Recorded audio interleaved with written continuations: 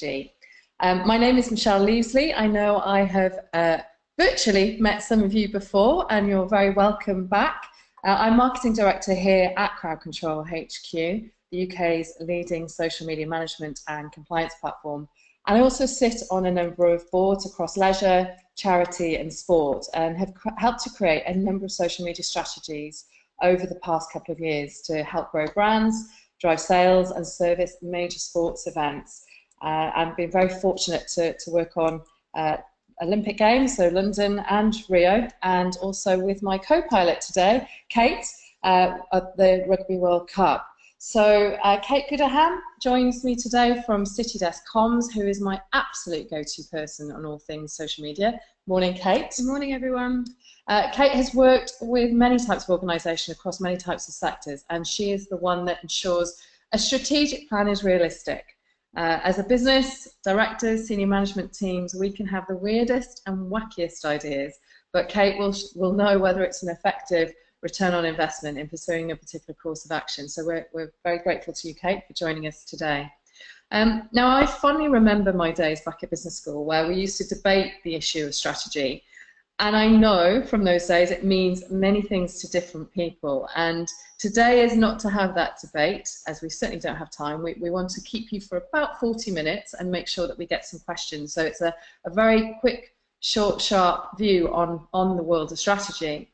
However, we are going to make two key assumptions from those of you that join us today. Number one being that the reason that you're looking at your social media strategy right now is that you want to move from where you are now to somewhere new. Now, that somewhere new might be about increasing sales, increasing influence, awareness, or even reaching new types of people, or being a little bit more efficient and effective with how you deliver your social media. And the second assumption, therefore, is that you're developing a strategy to allow your organisation to make some really good decisions. And we're going to talk about good decision making today, because fundamentally that's what a strategy means to me as a marketing director. It ensures that the business, the marketing team, the social media team, the customer service team all make really good decisions on a day-to-day basis that drive the key objectives and then allows us to measure and monitor effectively. So hopefully that is why you are here. I'm talking to the converted, and we are the agenda for today. As I say, I've already introduced ourselves, but there we are. So the agenda, what we're going to look at today is the takeaway from today really is your roadmap of success. So we're going to look at four key areas, having had a brief review of what enterprise social media definitions, what they mean to us. We'll look at the roadmap to success. So this is very much how we would approach making those really excellent decisions to build our strategy moving forwards. And then we would be remiss as a compliance and social media management platform if we didn't just review the risks that are associated with our strategy. So hopefully that meets the mark today, and please can I encourage you, as always, keep your commentary coming through. So as we speak, we always like to find out if some of the views that we put across are shared, whether there are alternative ways of looking at life. So please do keep sending your thoughts and your questions through. We'll take questions at the end, but please do keep sending them through as you think of them so that you don't forget them at the end. So we're going to do a double act here. So I'm going to lay the baseline of that foundation for success, the roadmap of success, and then Kate is going to give us some tips on how she would tackle some of those issues and some of the pitfalls. So I just wanted to start with the definition of enterprise social media, because I think there's a view sometimes that enterprise social media is about very large organisations, and we don't see it that way. We see it as actually complex organisations. And so that doesn't necessarily relate to scale. So some of you may be in very, very small marketing teams, but have actually really complex communication needs, which is why you're using your social media. And it could be that you're having to speak to lots of audiences, or that you have lots of objectives, different types of objectives that you need to meet. So likewise, you may be considered an enterprise social media environment because of that. So you're about delivering one-to-one, one-to-many, and many-to-many communication across the digital landscape. And when it comes down to the success of social media strategy, we often talk about social DNA. And you know, we work with a variety of different clients, different sectors, and they all have some very common traits when it comes to being top of class around social media delivery. So social DNA, so it's just something to maybe reflect on in your own organisations. So where do you think you are on that journey of social DNA? Have you got a really robust DNA? Are you working on it? Are you building it up? And the key traits are that social DNA, really strong enterprise organisations, they listen, but more importantly, they really hear what people are saying. They don't try and water it down, they don't try and be defensive, they take on board people's perspectives as they find them. We also see that their employees are social, so they not only contribute to the marketing communications efforts of those organisations, but they really understand what those social media channels are there for and are trying to achieve. And sometimes that's achieved through training and development, but sometimes that's just naturally relating to the types of employees that organisation employs. We also see that they are open and honest, and let's face it, the lightning speed of social media means that we're often hit with some fairly robust feedback from our customers or our stakeholders, and those of you who work in public sector probably have that more than most. So they handle that with open and honesty. They also collaborate, and so they look to ensure that they work with others to deliver content, and they also act, and that's probably one of the most fundamental points that we will talk about today. So ultimately, the social DNA underpins successful strategy, but they plan for success. These things don't just happen, they nurture and they develop them through time. So the plan should help to develop your social DNA. So your roadmap of success, there are 4 core areas, and again, I know that there are so many different ways of doing this, and I know we've got some real, I don't want to teach you to suck eggs, we've got some proper experts on the call today, but this is just our way of focusing on the things that we think really matter when it comes to strategy development, and that's why we call it roadmap, because we want to get from A to B and we want to get there effectively and as resourcefully as we possibly can. So I'm going to look at the 4 areas that the key questions that we would consider under these areas, and then get some input from Kate around her advice moving forward. So we're going to look at approach. So what would I consider, or what would I encourage my team to consider? I suppose the first thing is that, just to make the point that I don't think that anyone on this call today would be starting with a blank sheet of paper. You will have already had some considerable experience of social media within your organisation. So sometimes it could be that your approach is already fairly established and you're about refinement.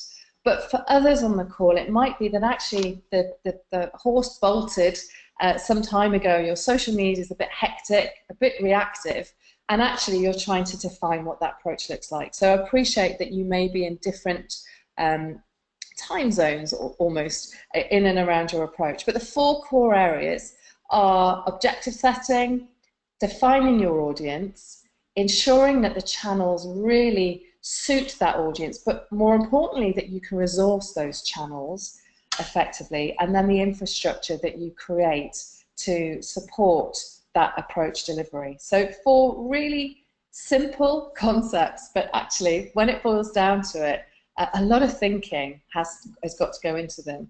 And I suppose we often talk about this 80-20 rule. We seem to apply it to every part of marketing. But I'd certainly say from my perspective that time spent developing the approach is time really well spent moving forwards. So objectives, a couple of pointers around objectives. We often talk about and I know we'll have talked about this in previous webinars, the balancing act between brand management, marketing, promotion and customer service, and increasingly a number of organisations, and certainly some of those on the line today, are finding that that third one, customer service, is increasingly being demanded by those that we engage with on social media. Historically, we were very heavy on marketing promotion. It was very soapbox that we use social media for. And increasingly, we're very aware that we do a lot of work in the automotive sector, very aware that social media is very powerful around brand management. But again, these may vary. There are some police forces on the line today, and so in terms of public sector and public-facing organisations, you may find that there's one of these that really dominates the others. But defining those objectives is really key. I'm a director at a cricket club at Edgbaston, as some of you know, and one of our key targets is bringing female audiences into the stadium. Now, we've got one of the best female attendances in the UK, and we're very proud of that, but we want to do more. So our objective for 2018 will be about really focusing our social media efforts on female audiences and ensuring that they have added value through our social media channels, and that the content is really aligned to them. So there's a lot of focus on that. So as a marketing director sitting on the board, I'm really clear on what the marketing communications efforts is designed to deliver in terms of the business objectives. So leads me nicely onto audience, and I think, you know, again, in the past people have perhaps felt that we've been a little bit, and it'll be interesting to get Kate's views on this, a little bit experimental when it came to our audience. We're a lot more astute now, and we have a lot more information about what our audiences like and respond to from our social media channels. Working on the Rugby World Cup campaign was really interesting because we worked with a male audience, 35 to 50, and there was a lot of research that suggested that they were silent observers. So it meant that it would have been ridiculous to go out there with a strategy that was about the audience creating a lot of content, because the stats were showing that actually they were very engaged in social media. And you'll know if you belong to that target group, you may be one of those silent observers. You check out Facebook, you check out LinkedIn, but you know, you're not the type of audience that is necessarily going to be happy to take part in a selfie photo competition, or proactively put your name behind as a sort of an ambassadorial piece. So understanding the audience, understanding how we add value is really critical in how we develop our approach within the strategy moving forwards. Which then links really nicely to channel. So, you know, we understand that audience, we understand what adds value to that audience through our social media. We've got that balance right between brand, customer service, and marketing messages that we want to deliver. But in terms of channels, I guess fundamentally we need to ensure that we are delivering a channel that we can resource effectively. So ultimately, you know, our audience might be hanging out on Pinterest, or might be hanging out in Snapchat, but if we don't have the resource, the time, and the commitment to deliver that content, then sometimes that can really undermine the strategy. So for me, the channel is also not just about where the audience are, but also how we can resource it effectively.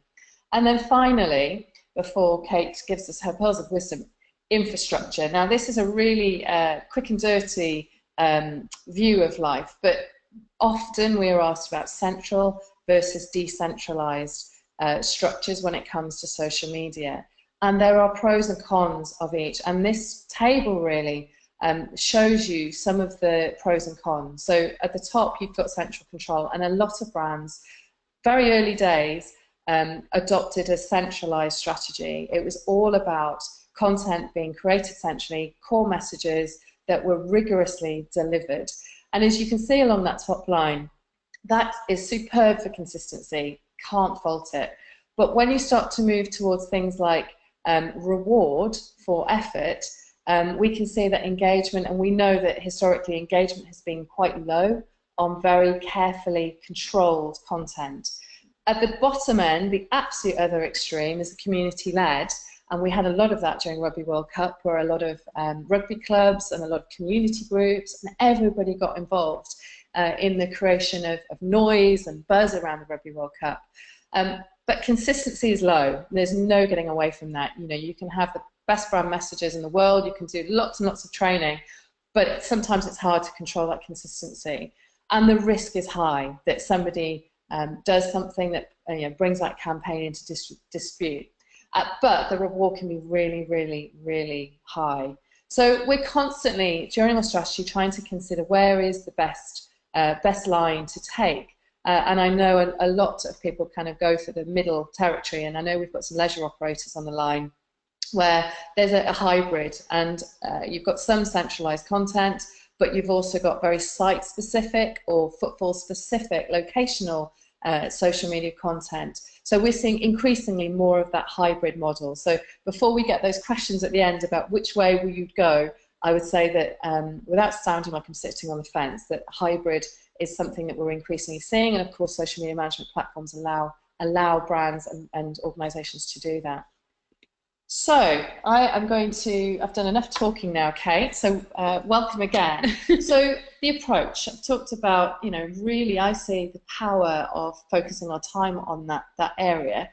What do you see practically? Where do people get this wrong, and what kind of advice would you give to those on the line today? Thanks, Michelle. That's a really good introduction and foundation into the approach that different organisations can take for their social media strategy. I was really, really pleased to hear that you said that strategy is all about making good decisions at the very beginning of the session, because I think the main thing for me is that many organisations really fail to clearly define what decisions they want to make with their social media and what they're hoping it to achieve. Ultimately, being able to clearly demonstrate the impact and return on investment that social media can have is an important tool in any social media marketer's toolbox. However, if we don't have a clear social media objective defined that's clearly linked to our business objectives, then this is going to be a massive challenge for anyone.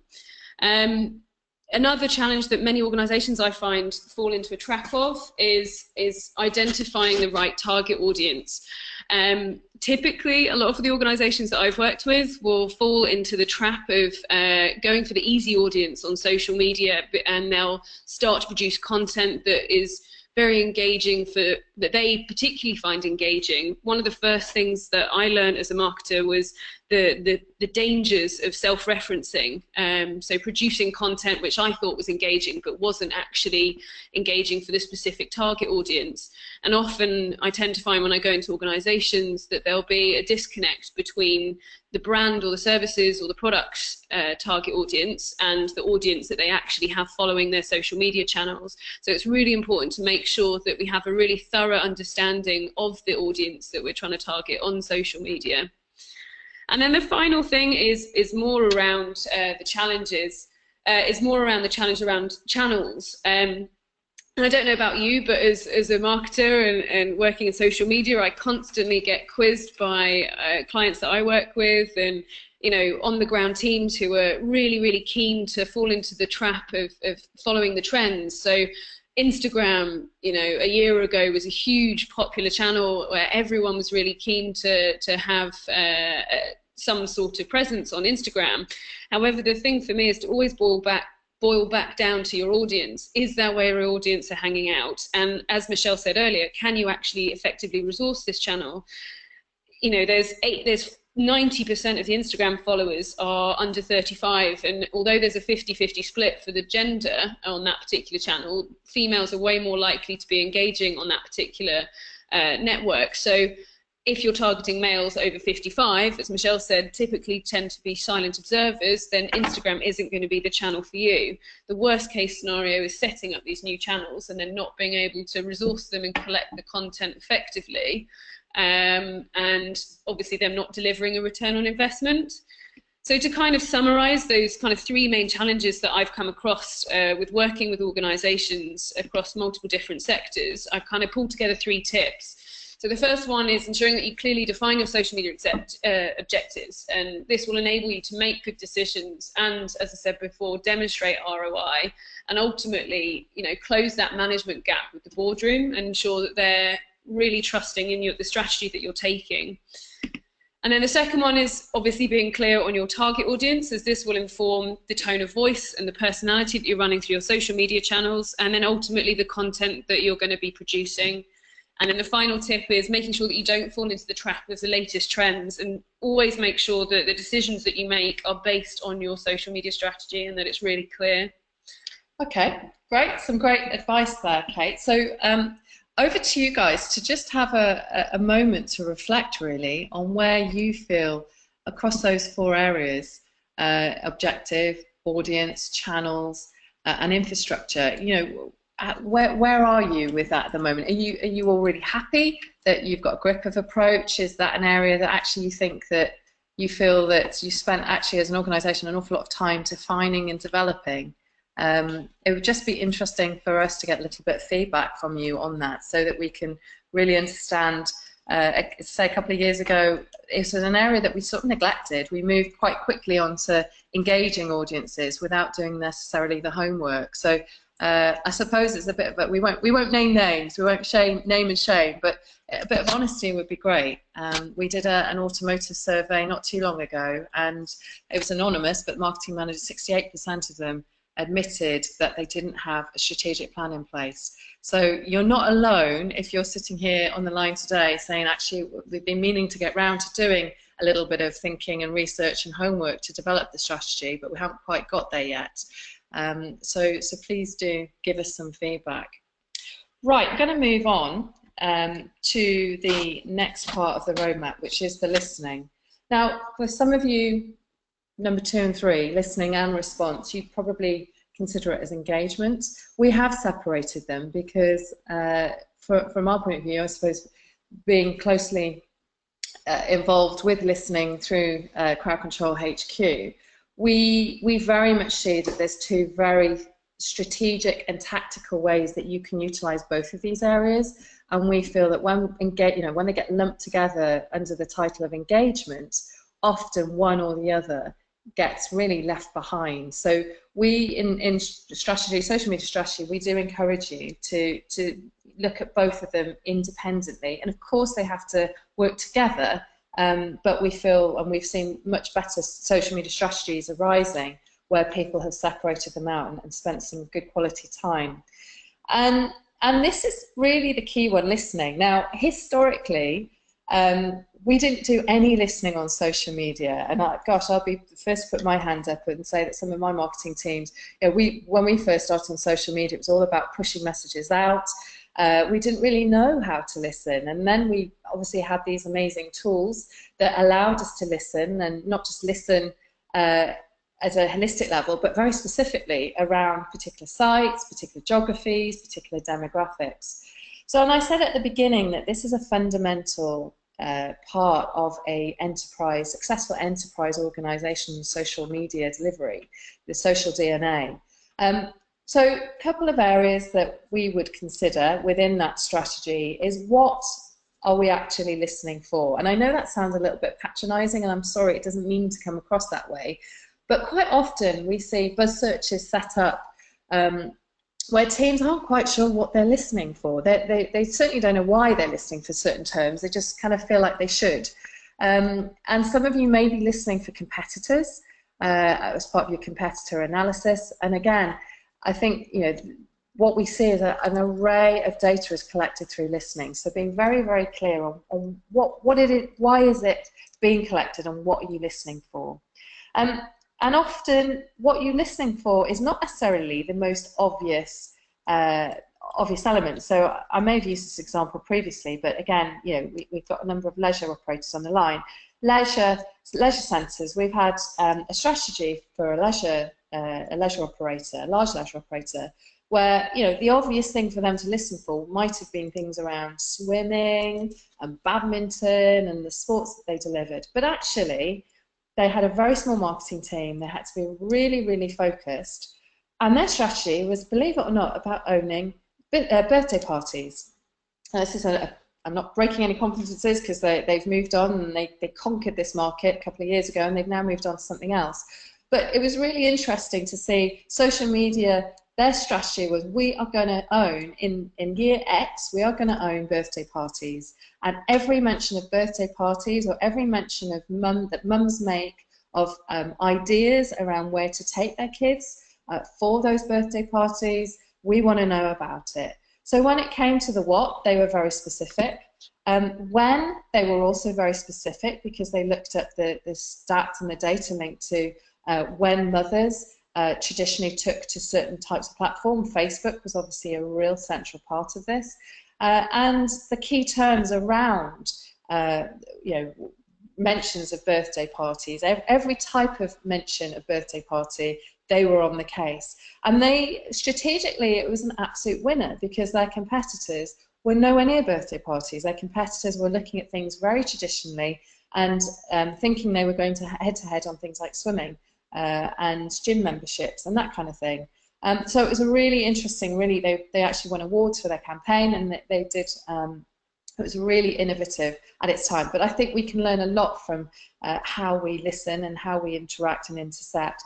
Clearly, we've also got emergency services on the line, and I think, you know, we've often celebrated that the police and the emergency services have really, you know, spearheaded the approach that we've adopted around listening, around social media. They are the innovators when it comes to this, and, you know, emergency contact centres now, the fact that social media is integrated into those emergency contact centres is really, you know, transformed the way people think about listening. But of course, in emergency services, it's about real time. You know, the police, fire service, people need to know really quickly. But you might not be in that emergency environment. So when it comes to timing, we've got here real time versus lagged. You'll understand what works for your audience. How long are they prepared to wait for you to respond to them? At the moment, we're looking at, as a general, and this is very general, a general rule, a response time of 30 minutes on Twitter and 2 hours on Facebook. But your customers may be a bit more demanding than that. They might actually demand a response within an hour on Facebook.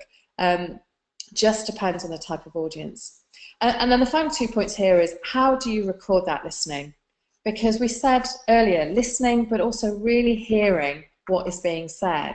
And sometimes that's just as important in terms of how it's recorded. And obviously, social media management platforms give you that opportunity to record, and record very accurately. But again, something to think about in terms of, is there any danger of misinterpretation of what those audiences are actually saying to you or about your products or services?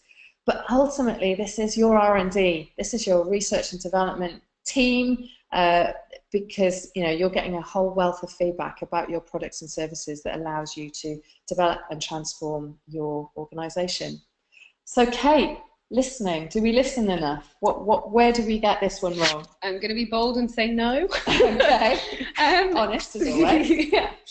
So the main challenge that I often find when working with organizations is that they you know, fall into the traditional marketing kind of style where, you know, we're used to standing on a soapbox and putting our messages out there through quite a one-way channel. Social media, although it's been around for just over a decade now, is still, many organizations are still taking their time to embrace it. And they're neglecting the fact that we've got this unique opportunity to engage with our customers on a one-to-one and one-to-many kind of channel. Customers want to see that you're listening to them as well as talking at them. There's some really great statistics in the ultimate guides to customer service that CrowdControlHQ have produced, including, you know, the fact that 70% of customers are now preferring to use social media channels because they feel that it gives them a much bigger voice. And that's because it's obviously that public platform that's enabling them to share their opinions. The other thing that I also thought was quite shocking in the research that I've seen is that 38% of organizations are not actually set up to manage social customer service.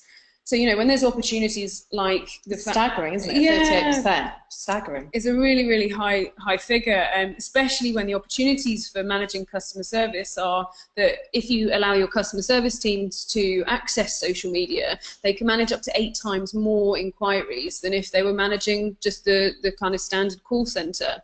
So there's huge efficiency savings that can be made if we're embracing social listening and social customer service on a much bigger scale. There's also some really clever things that you can start doing.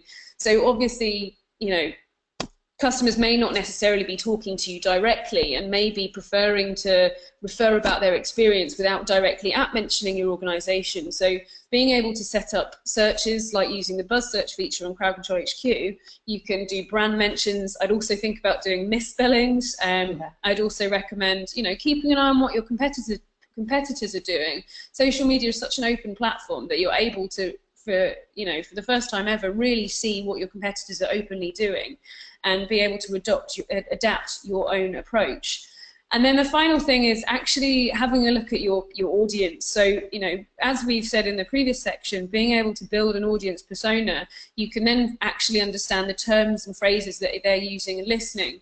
So Michelle used a really great example of a leisure operator owning birthday parties, but I've seen also other great examples where they've creatively used their listening tools to pick out new customers. So one of the searches that they'd set up that was very location specific, was searching for key terms about finding a gym buddy, and they got a notification through to say that a couple of people had said that they're looking for a gym buddy in their local area near their particular leisure centre, and the centre replied on Twitter and said, sounds amazing, why don't you pop along to our session, we'll give you a free training session with Sam and Mark. That customer then turned up at the site, had their free training session, and as a result they ended up purchasing a year's worth of membership. And that's purely by being quite clever about how that organisation was listening out to their customers and understanding their needs. So I think in terms of my 3 tips, as I said before, customers want to see that you're listening as well as talking at them, and then this gives you that kind of more creative ability to try and engage with them. And then making sure that you've got the capabilities to manage it. As I alluded to earlier, you know, there's huge efficiency savings that can be made by having the right tools in place to be able to manage customer service inquiries. And then the final thing is make sure you ask for customer feedback. As Michelle said, social media is a great opportunity to ask for, you know, feedback and advice on how you shape your product and service. But you can also, again, be creative in terms of doing a bit of research and development, as well as identifying whether there's any issues or opportunities for you to shape your product moving forwards. So those are probably my 3 tips and kind of biggest challenges that I've come across.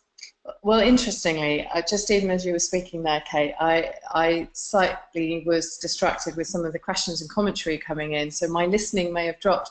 But I think that reflects actually the environment that we're working in that it's so easy with social media. There's so much content, so much feedback through different types of channels that unless we get organised about how we collate and how we listen, it does become a little bit sporadic and a bit reactive. So, you know, the good thing is that I know that those questions are captured for later when we come on to them, but I couldn't resist having a little peep.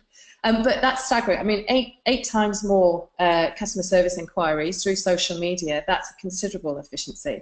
But also 38% who haven't actually planned for listening. So again, just to pause to ask those of you on the line, you know, again, we've reflected on approach, but now in terms of listening part of the roadmap, where do you guys sit on that listening? Have you proactively sat down and developed a plan around listening? Are you really clear on what types of listening you're delivering, but also how you're managing the listening and the collation of that listening would be really interesting.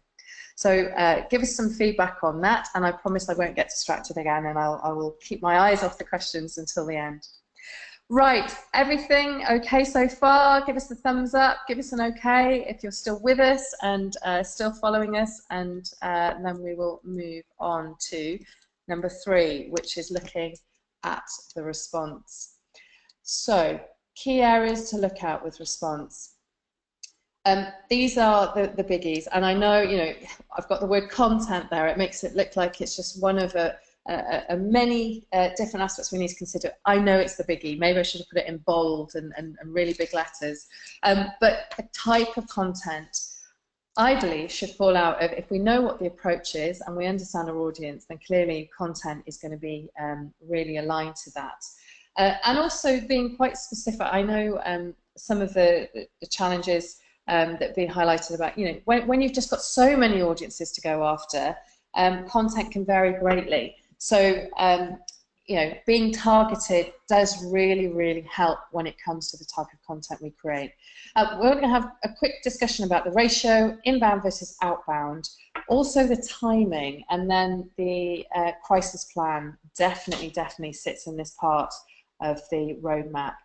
So, in terms of content, I just flag this up really, and again, this is probably a year out of date now, and this is constantly evolving and will constantly evolve.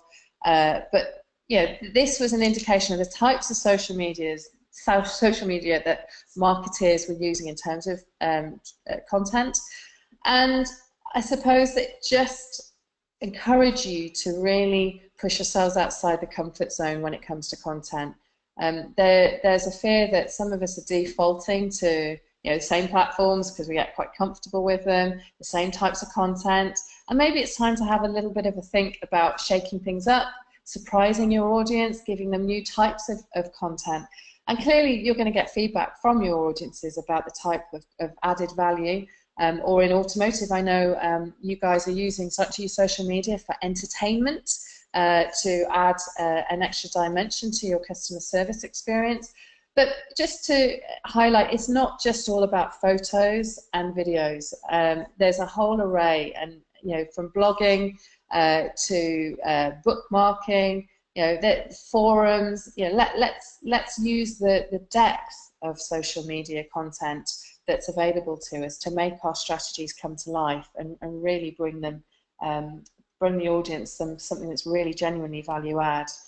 And we've already mentioned this, but I'm going to just remind you that, again, defining within the strategy what that ratio, what that balance looks like is really important. And I know that those of you who are already well advanced with your approach and well advanced with your delivery will be getting a feel for what works. Having worked with Kate on campaigns, I know that even mid-campaign that can change. When you see a raft of people unfollowing you or disappearing or suddenly not engaging with you because you've gone too heavy on sales promotion, a team that's responsive and acts quickly can often alleviate some of those challenges. But you've got to start somewhere, because ultimately your strategy will resource certain types of content, the production maybe, or the collection of certain types of content that are linked to these areas. So it's really important that you go into that strategy understanding what that ratio looks like. And likewise, the inbound versus outbound. So what ratio? If you're emergency services, you're probably getting 90% inbound and 10% outbound.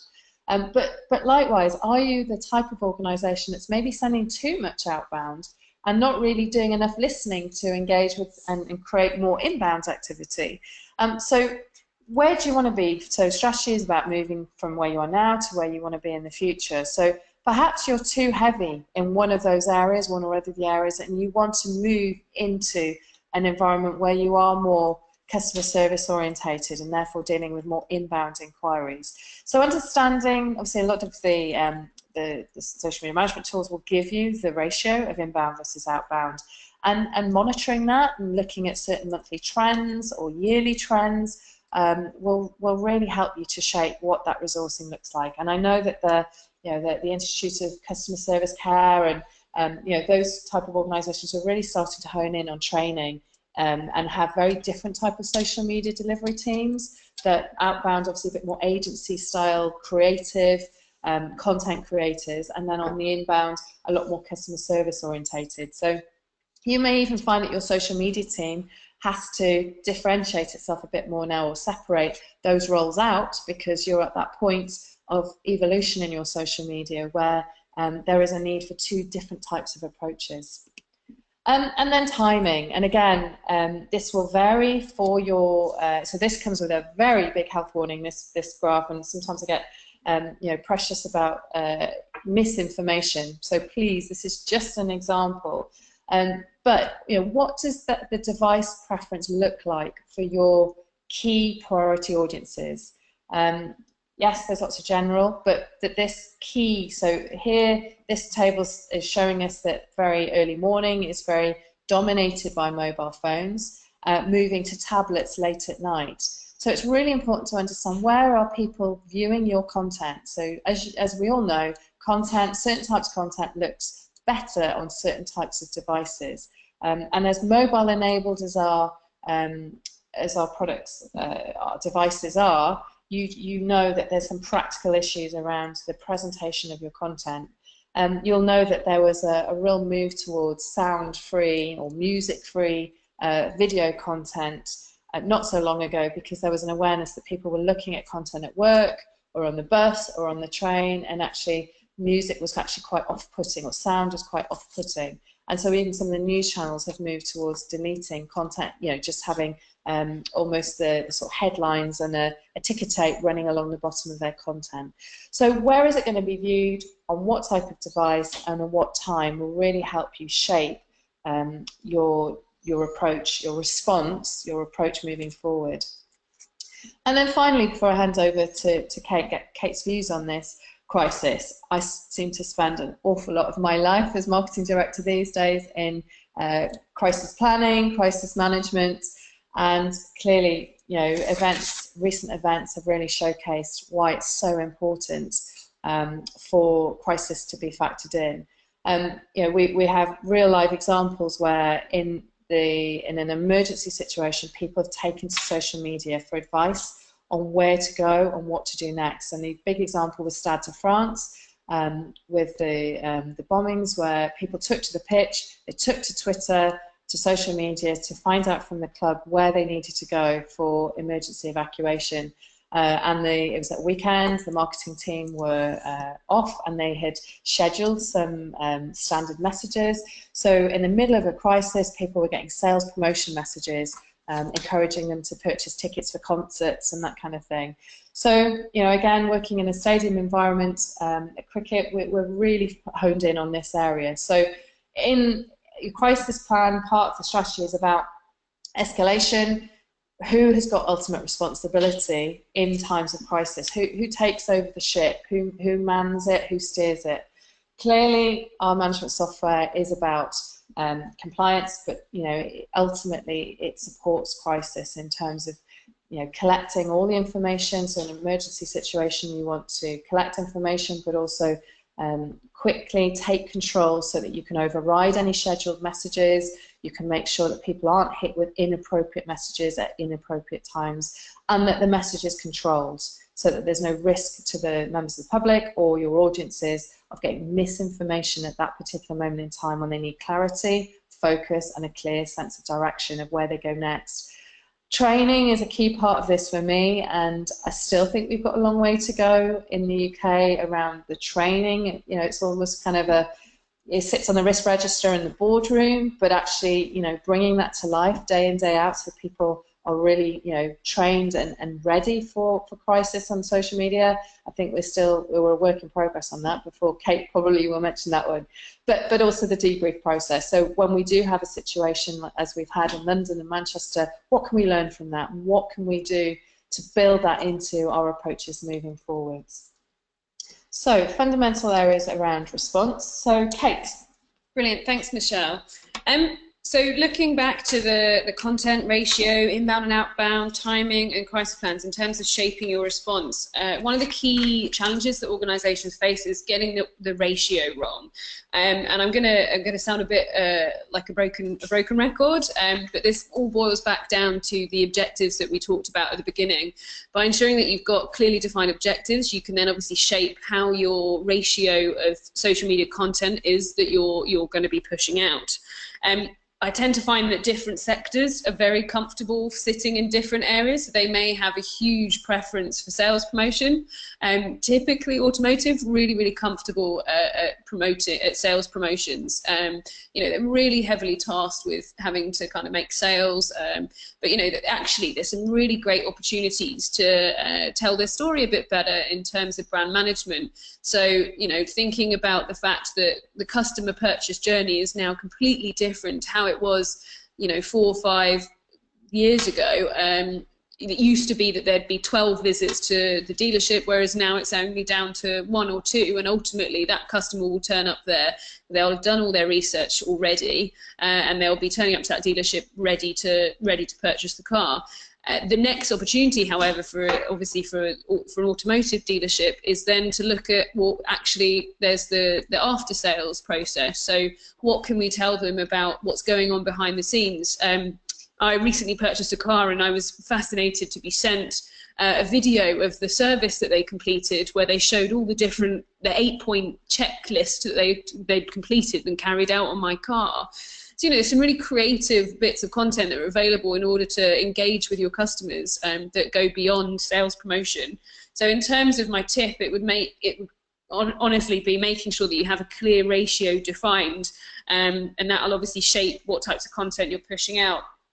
The second bit is timing. So lots of the organizations that I've worked with in the past have typically had a lot of their content going out quite reactively. I think Michelle obviously mentioned at the beginning, you know, lots of us have plenty of experience in promoting social media and using it as a channel, but we're not necessarily taking it up to that next step and actually really thinking about how our audience are going to be consuming social media and when they're going to be active. So that's why I really like that graph that shows that actually one of the most popular times for people to access social media is post 10 p.m. and I always kind of embarrass people when I come in and do workshops in organizations by asking them, you know, how many people check their phones before they go to bed, and shockingly it's normally probably 90 to 95% of people who put their hands up. So, you know, fantastic opportunity to then target our messages at that particular time. And that's why having the ability to schedule content and really target your message is really important. A really great example that I came across of this was actually run by the accounting service Sage UK, where they were promoting a small business product, and they knew that the nature of their audience was that they, you know, small business owners will be working all hours under the sun, and I'm sure that most marketers on the line will also agree that we also have a similar lifestyle. But ultimately, Sage worked out that all their small business owners would be, you know, actually have 5 minutes whilst they're watching TV on a Sunday night, they're checking their emails, they're probably checking to see whether any accounts have been paid and if they've got outstanding invoices, and doing a bit of admin, and then also probably if they get a spare moment checking their social media channels. So they ran a targeted Facebook advertising campaign and content campaign that ran on Sunday evenings and kind of late night, and it was really, really successful in actually selling that small business accounting product that they were looking at doing. So being able to really take into account your customers' online behavior is going to be really important in generating engaging content. And then the final thing is crisis. I think, you know, this is a hugely contentious area, but something that, you know, it's an opportunity where we can learn from other people and learn by example. Hopefully, well, a lot of people have probably seen this online, but there was recently the United Airlines scandal where a passenger was rudely and forcefully ejected from their overbooked flight, and there were, you know, there's horrific videos of this poor chap who was dragged off the plane. Obviously, you know, nature of social media, everyone was filming it, it got shared and went viral pretty quickly, and it was actually the United Airlines response that kind of saw further escalation on social media about this. And the other thing that was pretty unfortunate was that the hashtag was Fly the Friendly Skies. So contradicting themselves a little bit there in the way that they responded.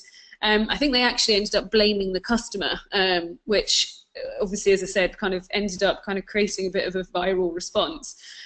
However, a few weeks later, American Airlines, a competitor of theirs, had actually learnt from their response. So they had their own situation which saw one of their stewards forcibly remove like a pram from one of their female passengers. Again, it was recorded, it went on social media, but what American Airlines did differently and learned really well from the United situation was that they immediately apologized to the passenger. They upgraded her and her family to first class, and then they also publicly apologized, and then they removed that steward from service. So they were really quite clever in the fact that they had a fast response, they had a clear emphasis on customer service, and then they also made sure that their staff were fully trained. So I think the key thing for me here is make sure that you do actually learn from the mistakes of others in terms of when responding in crisis. Great.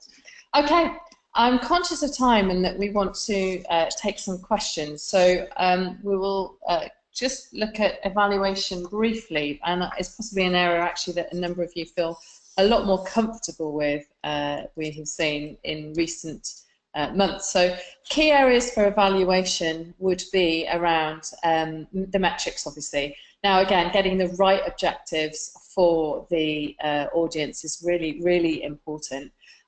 So awareness, engagement, conversion type metrics are really key.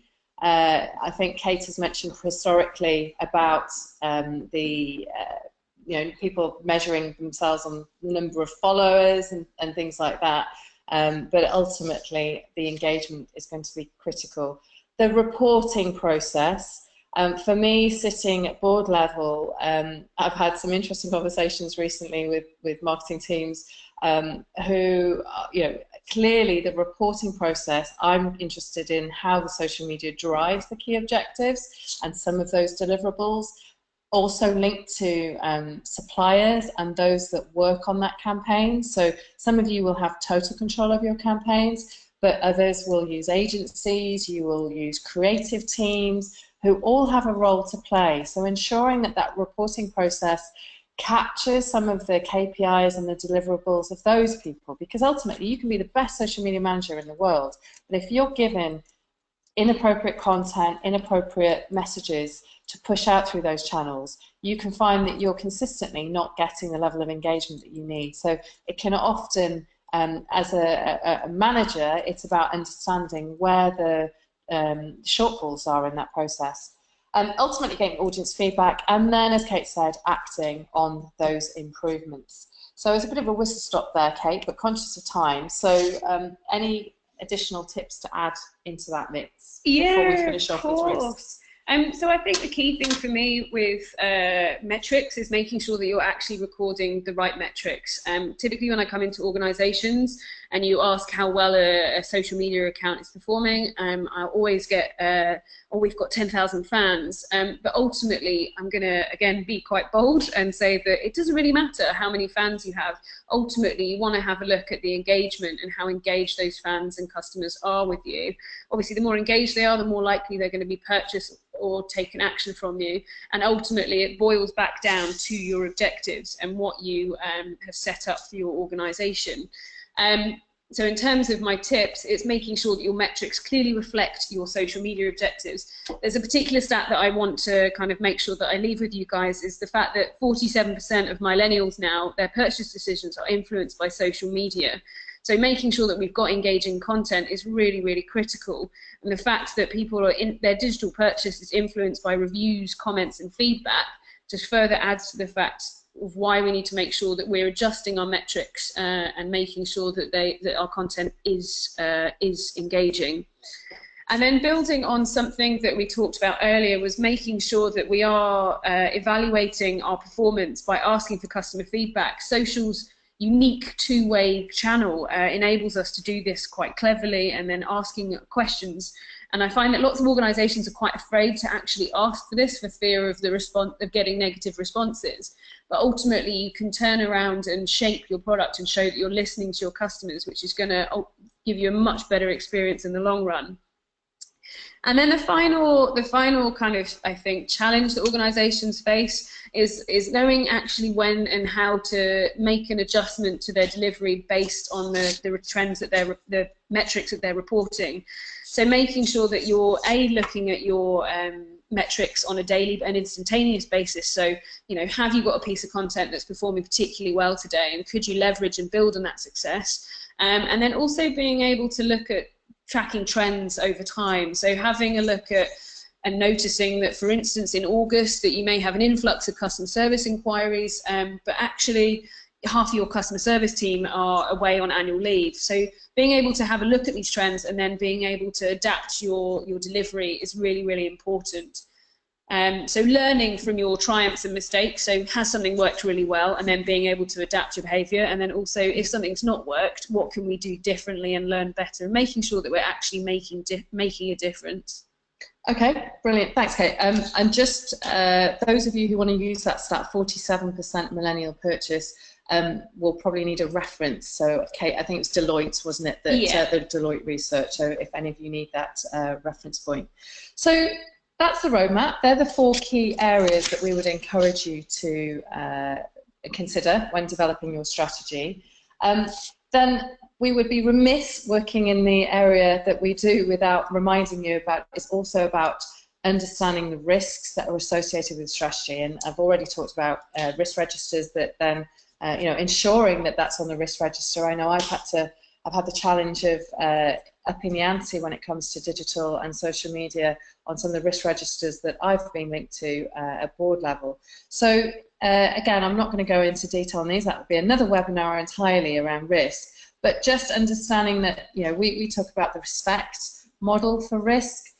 So looking at the key areas, and we've talked about some of them today, such as training, but you know, the levels of security that are required to underpin your strategy. Clearly, if you are in some of the emergency service environments, as some of you are on the line today, you know, security is important for all of us, absolutely. But some of us are more targeted than others as a result of the types of content, the type of audience that we work with. So understanding where that risk lies is really critical. And likewise, the reputational challenges. We talked about the hybrid model of centralized control versus decentralized control. You know, understanding the impact that that then has on reputation. So I will leave you with that model, and of course everybody gets a copy of these slides to peruse at your leisure. So if you want to delve into that in a little bit more detail, and we also run webinars on risk management, social media risk, which again, please do join us if this is an area that you need specifically a little bit more help on.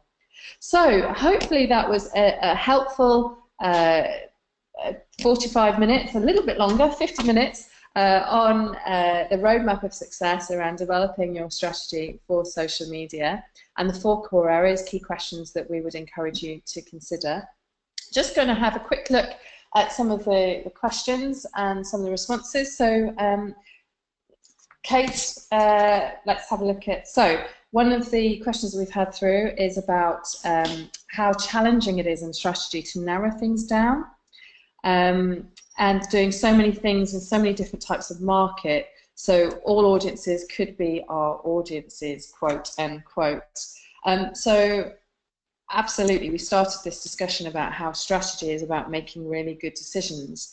And I guess the example that I've given of the leisure operator, where they had so many different types of product, from, you know, badminton to swimming to fitness classes, but ultimately they decided that their resource would stretch to owning one part of a specific revenue generating option. So I can see how, you know, it can be a challenge, and I often, and Kate, I'll get your input in a second, I see 2-tier strategies quite often, where there's one that's quite generalized, which is about brand building at a quite general level, but there's an underbelly of a very strategic, tactical, competitive maneuver that is utilized by social media. And of course, we've just seen this coming through the election period, where ultimately Labour got their social media campaign really right when it came to the election. So absolutely, totally appreciate it. It's a hard cookie to crack when you've got so many markets, so many audiences. But you know, remaining true to what resource realistically you can invest, I think, is really critical. Kate, what's your view on that one? So this was a great question, and something that we often kind of come across is that obviously, you know, marketers, you know, we're tasked with a really difficult challenge of marketing to everyone. Anyone's a good customer in theory, but in order for us to be really successful, it does boil back down to this making good decisions. So making sure that we're picking audiences that are going to deliver us the best return on investment for our efforts. So I think the thing for me is that obviously having kind of such a broad audience is being able to prioritize and choose which audience are going to work best for you, particularly through that social media channel, so that you can be really focused about what kind of delivery you're doing. Okay, now this is an interesting one. Thank you, Teresa. Talking about really targeting slightly older audiences in more rural areas, and you know, talking about content, of course, counts, but also the approach to that older audience. And this is a really interesting one for me, because you know, whenever I go to a social media presentation or workshop, often people default to, well, it's the teenagers generation that utilize social media, and yet the trends are showing us that increasingly the silver surfers are starting to rule the roost when it comes to things like social media, particularly on some of the closed platforms like WhatsApp, where, you know, choir groups and hobby interests come together. Just one thing I would mention around that group, there are some key trends, clearly, we know, and you know, we smile, but the online dating is very rife in that age group, from the trend of people living longer, and you know, multiple marriages, and that came out quite wrong, but marrying again later in life. So those of you who are targeting that silver surfing audience, I'd really encourage you to have a look at where they are already hanging out and the types of hobbies that they are involved with. So we've seen a campaign where the strategy was around tracing family history and genealogy, and that's where they place a lot of advertising. So it was very advertising-led, but it was about surrounding where that audience already existed. And likewise, we've also seen around a sort of school environment. We're seeing grandparents are, particularly in leisure, grandparents are doing an awful lot more in the household in terms of taking the kids swimming and that multi-generational leisure pursuit. So again, it's quite useful to have a look at what type of trends and where are those people hanging out naturally, rather than trying to deviate them into a new social media conversation. No, it's a really good question in terms of that older age group. Kate, have you got anything to reflect on that? You've done some health campaigns in and around the older age group. Is there? Yeah, I think it's a really difficult one to tackle, because obviously sometimes the social media knowledge may not be as up to speed as, say, the kind of younger generations who've grown up with this channel. But you can do some really creative content in terms of actually educating them into how they can better use social media, and then also, as Michelle said, building on how they're using it currently and what they're finding interesting. In terms of, you know, typically family is going to be a key thing for them and why they're using social media channels. But yeah, as I said, it all boils down onto how they're using social media currently. You know, interest groups are a huge thing at the moment, and particularly kind of local community-led ones. So there's definitely a lot of opportunities to be had in that area. And then the final question, I think we'll just take one more and then we better wrap up so that people can crack on with their day, is around our views on agile and 24/7. And again, this is a question that comes up quite frequently in terms of, you know, guys, would you recommend that we must move to a 24/7 response environment? Again, you know, for fear of sounding like sitting on the fence, really think that is about the understanding of the audience. You couldn't put a gun to my head and I couldn't tell you either way without understanding what type of audience you are tasked with supporting. We are seeing a variety of approaches, and you know there are now brands who are operating 24/7, and it's you know it's required because their product and service is 24/7. People are experiencing that at weekends, at all times of night and day, obviously across transportation. But we're also seeing other brands who have said, you know what, we're going to do social media really well, but we're only going to be able to do that between the hours of 9 and 5, and they make it really clear, signposted on their social media accounts, that they are only available from 9 to 5. So I think, I suppose if I'm being honest, I think that the trend is that we are moving towards a more out of hours type delivery. I know even from cricket that we have away fixtures at evenings and we have them at weekends, and it puts a considerable burden on the marketing team. But it's something that we're having to look at because we know that in future people will want the brands to be engaging with them at all hours of day and night. So I have no doubt that there are going to be lots of innovative solution providers who will be stepping into the mix to try and support that process. So again, interested in your views, so please do feedback your thoughts on that one. So thank you ever so much, Kate. Thank you very much for giving some time today to share your thoughts. Just before you go, please do download our free template on enterprise social media planning. Our website has got an array of different customer support downloads and case studies around different aspects of social media delivery. So please do visit the website and do keep in touch with us at CrowdControlHQ. We're also really happy to give advice and share our thoughts on an individual basis. So please do keep in contact with us, and at the bottom there at CrowdControlHQ, do tweet us your thoughts. So thank you very much for joining us today. Thank you for your questions, and we will catch up with you soon.